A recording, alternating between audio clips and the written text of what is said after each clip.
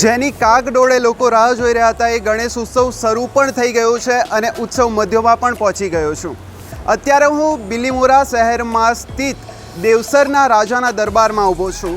તો આવો જાણીએ દેવસરના રાજાની વિશેષતા.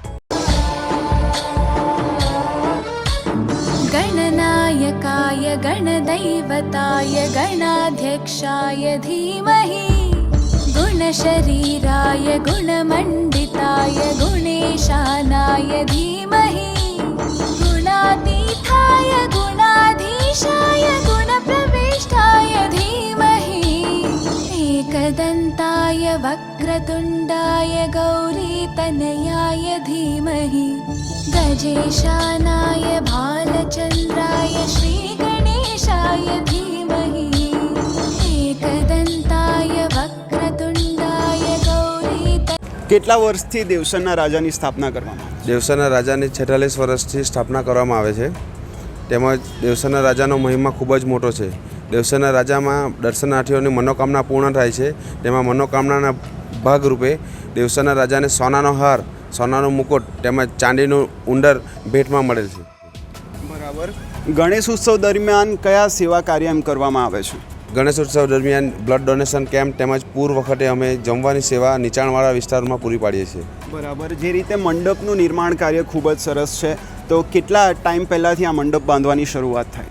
આ મંડપમાં કોઈ સંસ્થાને કામ આપવામાં આવતું નથી. અમારા મંડળના છોકરા થકી જ આ આખો પંડાલ ઊભો કરવામાં આવે છે. બરાબર. અને જે રીતે મૂર્તિની વિશેષતા શું રહી છે? મૂર્તિની વિશેષતામાં આ મૂર્તિ અમે સુરતથી રમણભાઈ લોણારી મૂર્તિકાર તરફથી લાવીએ છીએ અને બોમ્બેથી ડાયમંડના કલાકારો દ્વારા શણગાર કરવામાં આવે છે અને પછી તેમનું આગમન ચીખલીથી બિલીમોરા સુધી કરવામાં આવે છે અને આગમનની શરૂઆત પણ દેવસરના રાજા મંડળે જ કરી હતી. બરાબર. જે રીતે આમનું એમ કેવું થાય છે કે મુંબઈના કલાકારો જે છે જે ડાયમંડથી આ બાપ્પાનો શણગાર કરે છે અને અહીંયા સમગ્ર દક્ષિણ ગુજરાતના જે લોકો છે અહીંયાની આરતીમાં સહભાગી થતા હોય છે અને બાપ્પાના દર્શન કરીને દિવ્ય અનુભૂતિ કરે છે.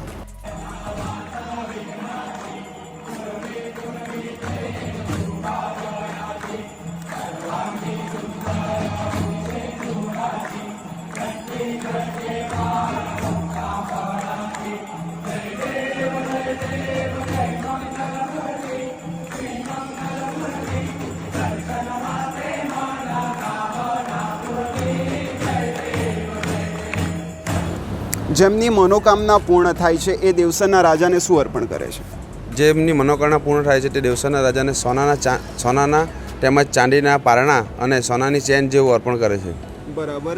જે રીતે મૂર્તિ જોઈએ એ પ્રમાણે તમારા મંડળમાંથી કે તમારા યુવક મંડળ જે હોય એમાંથી આપવામાં આવે છે કે પછી કોઈ એના પણ કોઈની મનોકામના પૂર્ણ થઈ જાય અને એ લોકો મૂર્તિ આપે છે? હા, અમારા ત્યાં 2046 સુધી મૂર્તિનું બુકિંગ થઈ ગયું છે. એમની મનોકામના પૂર્ણ થાય છે એટલા માટે એમને મૂર્તિની સ્પોન્સરશિપ મળેલ છે.